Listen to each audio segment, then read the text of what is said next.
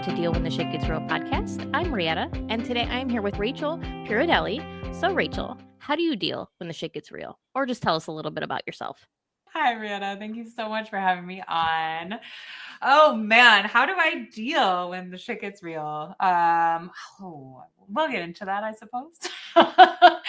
But I'm happy to be here with you. And I have a background in, I'm a family nurse practitioner, also a women's wellness coach and a yoga teacher.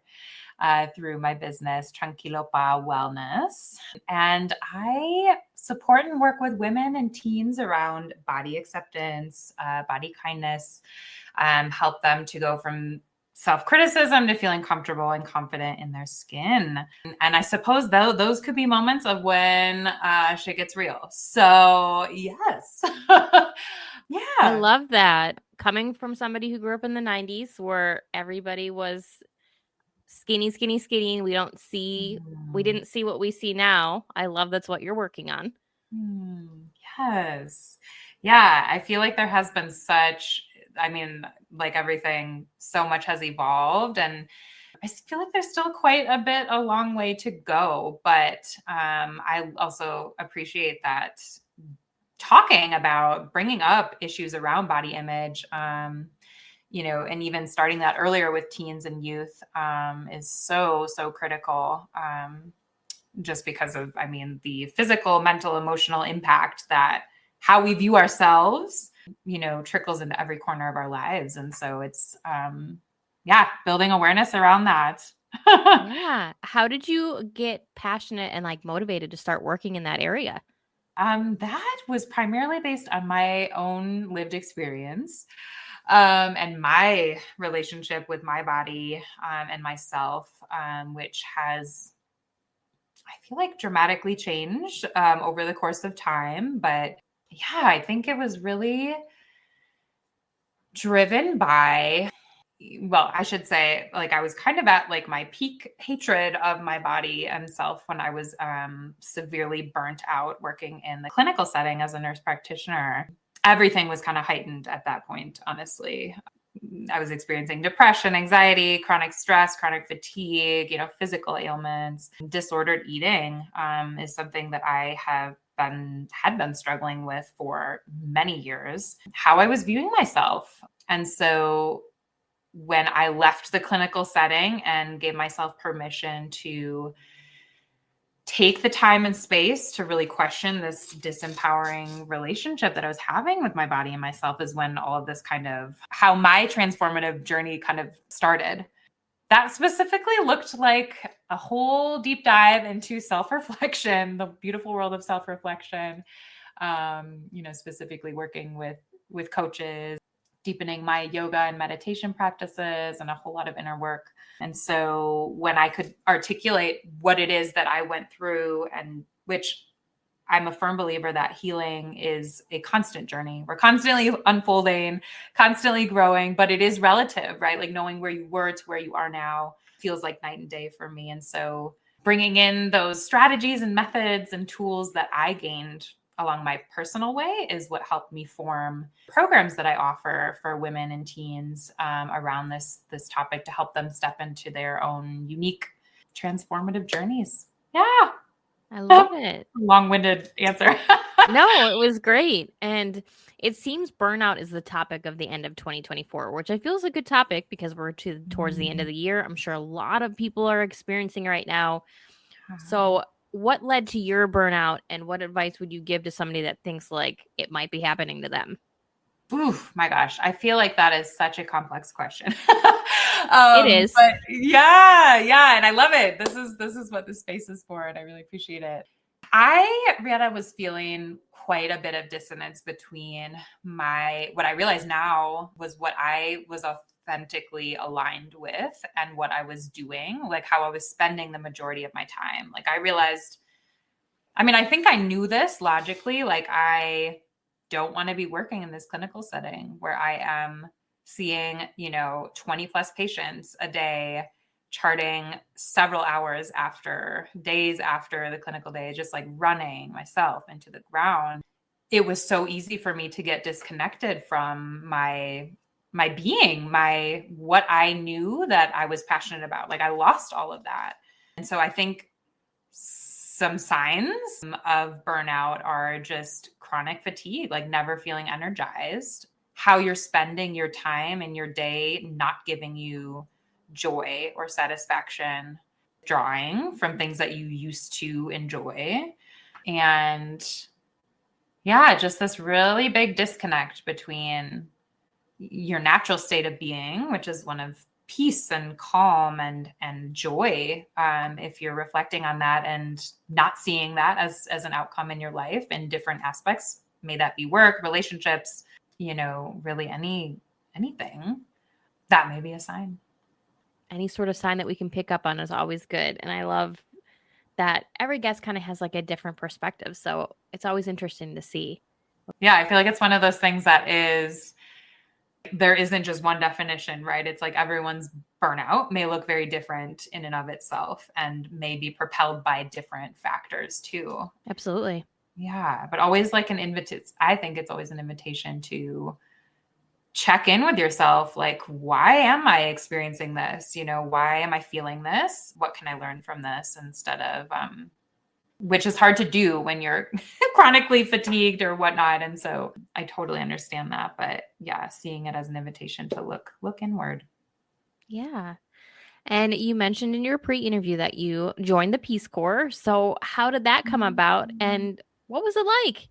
Oh my gosh. Yeah. Peace Corps is something that I knew pretty early on in college that I was like, ooh, I want to do that. And I feel like my college years was the time when I was really getting into volunteering and service. And so the idea of doing a long-term commitment and being able to, utilize whatever skills and knowledge I had to help others, that was really appealing to me. And so I was like, yes, Peace Corps. And I wanted to move and live in a totally different culture. And so was super excited about being placed in Paraguay. Knew nothing about Paraguay. In case you were like me, that is the heart of South America and landlocked right in there.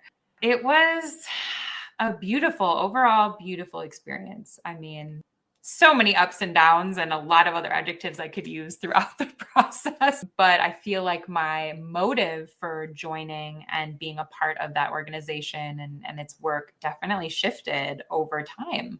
It became less about like, what can I do here and like help, to like, what am I learning from these amazing people I'm surrounded by, this new culture? What has this taught me about health and relationships and well-being? And quite humbling in that sense. And so it was overall an amazing experience. No regrets. No, I do not regret that at all. Yeah. Do you have a favorite moment or memory of your time in the Peace Corps? Really, the most memorable moments to me are honestly just hanging out with neighbors and drinking tereré or mate, which are just like a very common cultural drink.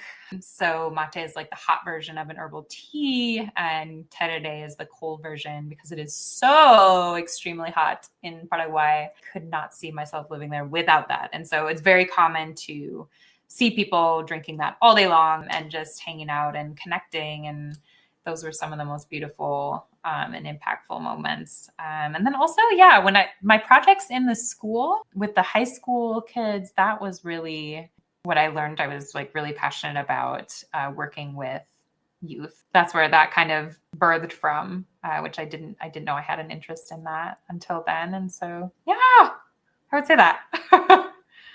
I mean, you found part of a calling, so I'd say that would definitely be a core memory for you. Yeah. Yeah, and then you turned your time into a book. So what is this book all about? This book came out of nowhere. I feel like when I was, in Peace Corps and even the few years afterwards, this was 10 years ago now, I kind of had this idea like, yeah, I want to write about my experience at some point. I had no idea it was going to be this year. Was actually inspired by part of my this kind of transformative year that I've had, I really wanted to tap into my creative side as far as like writing and publishing. And so joined this publishing academy, and they really encouraged this 7-day challenge to write a short book, edit it, and self-publish it in 7 days. Ooh, And that's so, ambitious. yeah. Oh my gosh, it was an experience. What's their definition of short book? Because as an author, I need to know what they think is short. It ended up being like 30, 40 pages. That was kind of I forget how many words they were like, shoot for this. I forget how many words. Got it. Yeah. That topic kind of came up, was like what I learned living in rural Paraguay. Because I was like, this is going to be easy to write about. Like, it'll kind of just flow. And that's kind of what I need for this. And so it was an amazing opportunity to reflect back on the experience. It was really fun to do that too. Realizing, okay, some of these things that I learned and gained, I did learn in the moment. And then a lot of them were like in retrospect, like, wow, yeah, that actually did teach me that. So having the space and time to reflect on that was just really beautiful. So yeah, that's where that stemmed from. I'll probably do like an edited, longer version of it, like a formally edited version at some point. But yeah, it's great to have that out there, and felt really empowering. Yeah. Yeah, you still did it. You did it in 7 days, which that is very impressive. Yeah. That gives me heart palpitations just thinking about it. Like, oh my gosh, yeah, there were heart palpitations all the seven of those days. So. I bet. And did writing in this book lead to your current business or inspire your current business? Yeah, interestingly, I actually started my business before that. The name, though, of Tranquilopa, that is a word in Guarani, which is the indigenous language in Paraguay, that is spoken just as commonly as Spanish in most areas, I would say. And Tranquilopa means essentially all is well, life is good, despite, whatever's going on external. It's this really collective, at our core, we are okay. That's kind of, I relate that word to my experience in Paraguay. That's something really big that I gained and learned from the people that I shared that experience with, and that in the area where I was living, is just slowing things down and having this lighter approach to life. And so I knew that that was going to be the name of my business. And actually my spouse and my spouse was Paraguayan. I met him while I was in the Peace Corps. Which is very, very unexpected. We have this vision of also leveraging Tranquilopa Wellness to offer, to be a hostel space for travelers. And that was the original actually idea of the business. But the wellness component was really driven by, kind of like my lived experience and tapping into what my passion is. And also knowing that I wanted to, work for myself, have that flexibility, financial flexibility, geographical freedom, things like that. And so that was kind of the driver, but the name did come from, I guess, my experience in Paraguay. Well, there you go. And you did touch briefly on your own health struggles and wellness journey. Can you take us more on an in-depth journey of how you improved your wellness? So my very first step when I was in the peak of my burnout and self-hatred, quite frankly, that was during my clinic time. And I gratefully had the support from the government to support me in my master's program. But in turn, I had to work X amount of years in a designated clinic. And so everything was kind of heightened by feeling trapped, because I knew this was not what I wanted to be doing, spending my time, my energy. But yet I had to complete this commitment. Otherwise, I would owe a ton of money. I knew that my first step was to leave my environment. And I recognize that not everyone has that opportunity. But if you do, I feel like that can be a very empowering first step, is literally leaving your environment. As scary as that can be, because, for financial reasons, security, kind of this loss of identity, well, if I don't do this, who am I? What am I? But giving myself literally time and space to just breathe and sleep. And that was my very first step. And then interestingly, that like anxiety and the chronic stress and fatigue was going to dissipate after that first move. But I found that a lot of these other things that I hadn't addressed or had been suppressed because my focus was work and was really struggling to get by day, that's when these things started to resurface. And it was like, whoa, looked them straight in the eyes, which is something that I had not been doing, and was like, I really need to address this. I need to address how I see myself, my self-image, how I'm treating myself and my body, and really getting curious about where these came from.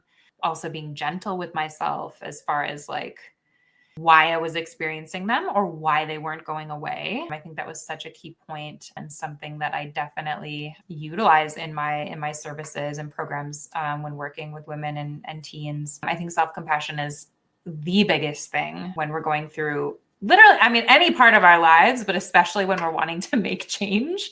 That has to be there.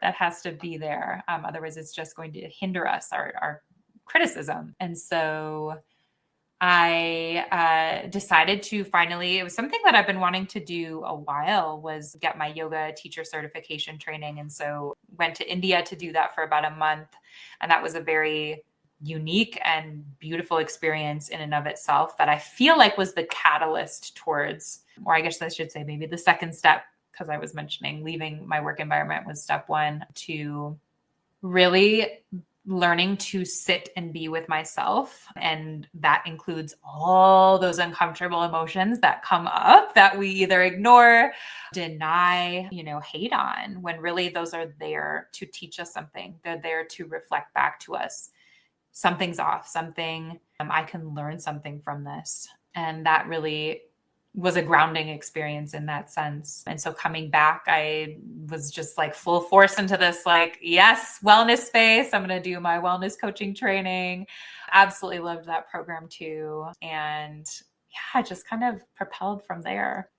That's amazing. I love that you found something that just felt right to you. Yeah, exactly. And it did take a while for that, because I really do believe that in order for us to know our next step or our next move, we have to get quiet. We have to get still. We have to connect with ourselves inward instead of looking for the answer externally, because once we're able to be still and see what comes up as it comes up, but not be attached to it or judge it, that's when we start to create from a space of peace and love instead of lack and fear, like, what am I supposed to do? Like, I don't know, just getting comfortable with being uncomfortable and getting comfortable with uncertainty, which is not easy to do. That's what I've learned is necessary. And it's a good reminder. Why do you believe that some people struggle with a lack of meaning in life? I think it's, very connected to what I was just talking about, is like, I feel like what happens is we as humans do so much human doing instead of human being.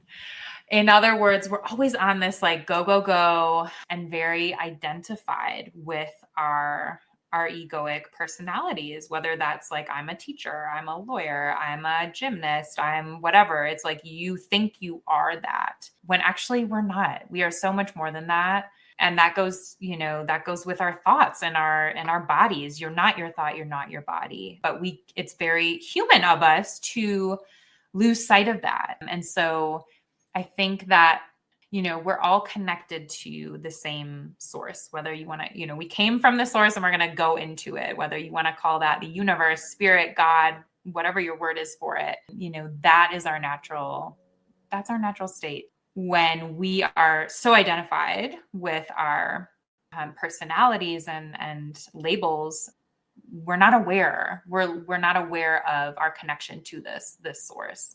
And so that disconnect, the thing is we're always connected to the source, but it's a matter of how aware are you? Like, is it weak or is it strong? And how frequently are you connecting to it? And so I think that when you're able to tap into more frequently to that source of creativity, of peace, of love, that natural state, that's when you place yourself, I mean, literally at a higher energetic frequency. The law of vibration teaches us that, right? Like we, as beings, everything in this universe is moving to some degree. It's vibrating to some degree.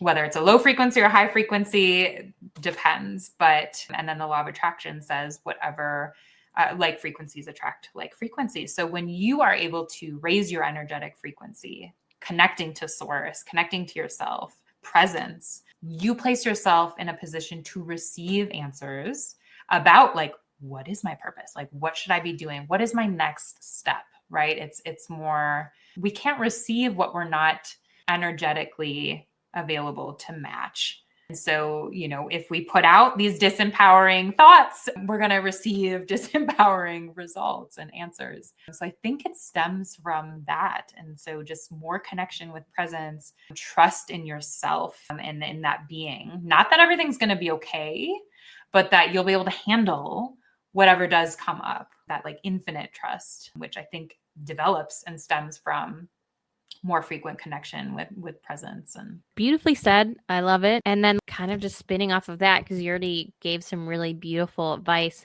What other advice would you give to someone who might currently be struggling, whether it be with health or wellness, whether it be with burnout, whether it be mental health related? What advice would you give to them? I think I would first say you are worthy, you are loved, and you are not alone. It is so incredibly common for us as human beings to experience all sorts of things. And that includes illnesses, conditions, emotions, thoughts. We all are going through things. You're not alone. And also recognizing that you are not that condition. You aren't your illness. You are experiencing it. And again, kind of circling back is, what if we shifted the focus from, why me, or what could I possibly be learning from this? Or why does all this bad stuff happen to me? To, what's unfolding here? Like what universe do you want me to learn from this? When we shift that question, again, it's raising our energetic frequency. And so we're able to receive an answer that is more empowering, right? The question, why me? This victim mode, like you go from victim to creator when you're asking, what can I gain from this? What can I learn from this? As challenging as it is. So I invite you to question that, especially in moments of stillness, whether that's literally just sitting down, taking a deep breath in and out with your eyes closed. That is enough. It doesn't need to be a 10-minute, 15-minute, 20-minute, meditation. That's enough to ground you. Yeah, knowing you're not alone, support is out there, and wherever you are at on your current journey of healing or whatever that looks like is where you are supposed to be. And knowing that that is enough to step into change if you're ready for that. Yeah, that looks all sorts of shapes, forms. And so there is no right or wrong place to start. But if you're recognizing that you want change, also starting to look at how you're talking to yourself. And our thoughts create emotions and feelings. There's literally a neurochemical response in our body is when we think a certain way, certain hormones are released, and that's what we experience as feelings. And then those drive us to act and behave the way that we do. And then when all those things are on repeat, like that becomes your reality. That's your habitual way of being. And so if you're seeing, this is not the result that I want, this isn't what I want to be seeing, I invite you to start recognizing, bringing awareness to how you're talking and thinking to yourself, which is what we work on a lot in my programs as well, as the disempowering self-talk, which we all have, and it can be changed, totally is possible. So anybody that does want to work with you, how can they get in touch with you? So my website, tranquilopawellness.com, has my services on there. You can also contact me at tranquilopawellness@gmail.com as well. And yeah, I love hearing from you, seeing how I can support you, and look forward to connecting. Beautiful. And of course, all the information is also available in the show notes. And thank you, Rachel, so much for being here. Thank you so much, Rieta, for having me and hosting this space. Love it. Yes, I love connecting with all these different people. I learn something every time I speak to somebody. So thank you, thank you. And Yeah. this is how to deal when the shit gets real, guys. I'll see you all next episode.